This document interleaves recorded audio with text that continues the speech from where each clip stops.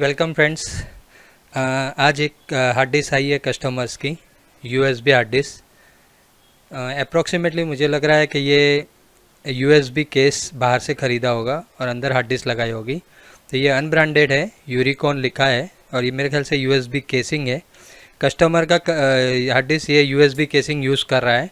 उसका कनेक्टर देखो, normal connector नहीं है, अलग टाइप का कनेक्शन है। तो ये कनेक्शन इस तरह है, अलग टाइप का है। वो चार्जर जो जूना आता था मोटोरोला का, वो टाइप का है। ये नॉर्मल, हमारे जो नॉर्मल रनिंग यूएसबी आती है वो नहीं है, नॉर्मल है। तो इसको हम खोल के देखते हैं, पहले डिटेक्शन करके देखते हैं क्या दिखाता है। तो हम इसको पावर केबल में लगाते हैं यूएसबी में। ये यूएसबी केबल हम चार्जिंग में लगाते हैं, पहले देखते हैं डाटा क्या एरर आती है क्या नहीं है। तो हम इसको डिटेक्शन करते हैं। हार्ड डिस्क स्पिन हो रही है।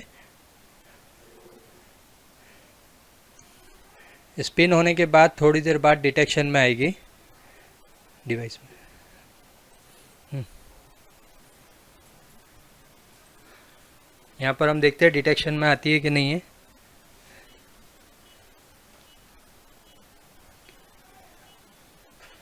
ये क्लिकिंग वॉइस आने लगी है अभी। ओके, तो ये टिक टिक आवाज़ आ रही है और डिटेक्शन में नहीं आ रही है। फिर भी हम इसको डायरेक्ट केबल में लगाते हैं। एक्सटेंशन केबल पे लगाया था, उसके बदले हम डिटेक्ट करके डायरेक्ट केबल पे पीछे लगा के देखते हैं। एक्सटेंशन केबल को छोड़ के फिर से लगाते हैं। तो हम इसको केबल निकालते हैं और डायरेक्ट पीछे लगा के देखते हैं। हमने केबल लगाया है, देखो टिक करके आवाज़ आया। पहले आवाज़ में क्या होता है, एक्सटेंशन केबल में टिक टिक आवाज़ आ रही थी। अभी हमारा डिटेक्शन में आ रही है हार्ड डिस्क। हम डिस्क मैनेजमेंट में जाते हैं और पहले डिवाइस मैनेजर में देख लेते हैं हार्ड डिस्क डिटेक्ट हुई कि नहीं है। शो हुई है। तो यहाँ पर जनरल एक्सटर्नल यूएसबी डिवाइस है, क्योंकि हमने कन्वर्टर यूज़ करा है यूएसबी। अब डिस्क मैनेजमेंट में जाके देखते हैं तो यहाँ पर अनअलोकेटेड आ रहा है। देखो डिस्क नंबर 3 है, लास्ट वाला, नॉट इनिशियलाइजर और अनएलोकेशन है। बहुत इजी है प्रॉब्लम। आपको अनएलोकेटेड है और ये कुछ डिटेक्शन में नहीं आती होगी। तो ये अभी यूएसबी में हमने चेक करा। इसको रिपेयर करने के लिए हमको इसको एमआरटी में लगा के इसको रिकवरी करेंगे। तो ये हमारा नॉट इनिशियलाइज आया। अब हम इसको डिस्कनेक्ट करेंगे, अनम्यूट करेंगे।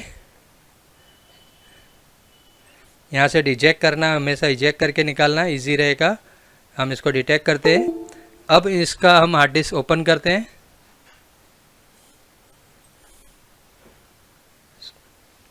हार्ड डिस्क डिटेक्शन में लाते हैं।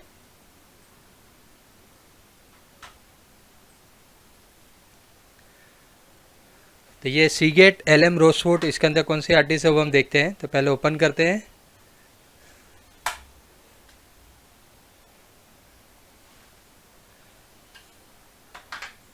तो ये हम हार्ड डिस्क को ओपन करते हैं। ओके, अब इसमें इन्होंने केसिंग लगाई है और कोई एक हार्ड डिस्क लगाई है। तो ये इसके अंदर हार्ड डिस्क है और ये कन्वर्टर है, यूएसबी टू साटा कन्वर्टर है। ये ओल्ड मॉडल है, केसिंग है। अभी नए में जो आती है सीगेट की ब्रांडेड आती है, उसमें ये कन्वर्टर नहीं होता, लेटेस्ट कन्वर्टर होता है यूएसबी। और ये हमारी सीगेट की हार्ड डिस्क है, एलएम रोसवुड। अब इसको हमको डिटेक्शन करने के लिए या तो आपके पास PC3000 या DFL या MRT, हम अभी MRT में बताते हैं कि MRT में उसको कैसा डाटा रिकवरी करते हैं। तो ये हम MRT पोर्ट 3 में लगाते हैं। अब सीगेट की हार्ड डिस्क लगाने के लिए आपको टर्मिनल भी लगाना पड़ता है। तो ये सीगेट मॉडल में टर्मिनल लगाना पड़ता है और हमारे नॉर्मल WD हार्ड डिस्क में टर्मिनल की इतनी ज़रूरत नहीं है, लेकिन सीगेट में कुछ भी कमांड करने के लिए टर्मिनल लगाना पड़ता है। अब MRT टूल चालू करते हैं। मैंने थर्ड पोर्ट पे लगाया है। तो थर्ड पोर्ट पे मैं पावर ऑन करता हूँ और पावर ऑन होने के बाद बिजी है। बिजी के बाद हाथ लगा के देखते हैं हार्ड डिस्क स्पिनिंग, को टिक टिक आवाज़ तो नहीं है, वो चेक कर रहे हैं। हार्ड डिस्क में कोई आवाज़ नहीं है, कंटिन्यूस बिजी है और DRD DSC थोड़े सेकंड के बाद आ जा रही है। इसका मतलब हार्ड डिस्क का पावर सेक्शन ओके है, कोई प्रॉब्लम नहीं है और स्पिन हो रही है। मैं ऑटो डिटेक्ट में क्लिक कर रहा हूँ तो ऑटो डिटेक्ट में भी सीगेट आ रहा है, F3 आर्किटेक्ट आ रहा है। और स्टार्ट यूटिलिटी कर रहा हूँ तो स्टार्ट यूटिलिटी भी रन हो रहा है। स्टार्ट पे क्लिक करा तो स्टार्ट। ये आपको MRT का ट्रेनिंग होगा, तभी आपको समझ में आएगा कौन सी चीज़ कब क्या करनी है। अभी आप देखो मॉडल नंबर सिलेक्शन में आ गया, सीरियल नंबर आ गया, फॉर्मवेयर आ गया, कैपेसिटी आ गई। अब मैं ऑटो डिटेक्शन करता हूँ, ऑटो आइडेंटिफाई, तो उसकी फैमिली भी ले लिए A5। और इसमें देखो आगे लिखा है अनलॉक, अनलॉक पे राइट पड़ा है ऊपर। तो इसको फॉर्मवेयर एक्सेस करने के लिए अनलॉक ऑप्शन है, तो ये अनलॉक आपको करना पड़ेगा। तो इसका फॉर्मवेयर एक्सेस करने या फॉर्मवेयर रिपेयर करने के लिए ये जो नई फैमिलीज़ है उसको अनलॉक करना ज़रूरी है, जिसमें LM, DM, VM ये सब सीरीज़ की हार्ड डिस्क आती है। तो इसको भी अनलॉक करना पड़ेगा अगर फॉर्मवेयर एक्सेस करें, और इसमें वर्चुअल एनवायरनमेंट का कमांड भी रन होगा, ये ऑप्शन दिया है। ठीक है, मैं A5 में जा रहा हूँ, ओके कर रहा हूँ।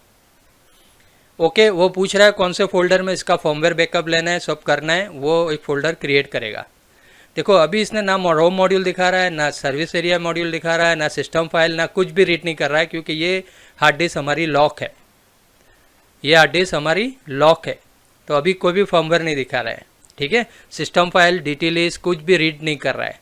इसको एक्सेस करने के लिए, फॉर्मवेयर एक्सेस करने के लिए अनलॉक करना ज़रूरी है।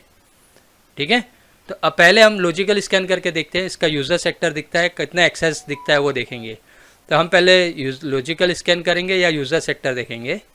तो लॉजिकल स्कैन देखते हैं। देखो स्टार्टिंग से ही बैड रेड ब्लॉक्स आ रहे हैं, मतलब मेरा पूरा सेक्टर एक्सेस नहीं हो रहा है, ना MBR दिखा रहा है, ना बूट सेक्टर दिखा रहा है, ना कोई भी सेक्टर्स रीड नहीं हो रहा है, पूरे के पूरे रेड है, ऊपर से नीचे तक सभी रेड दिखा रहा है। ये प्रॉब्लम है हमारा, पार्शियल एक्सेस भी बोलो या ट्रांसलेटर इश्यूज़ बोलो, ये प्रॉब्लम्स है इसमें। ठीक है, तो हम इसको स्टॉप करते हैं।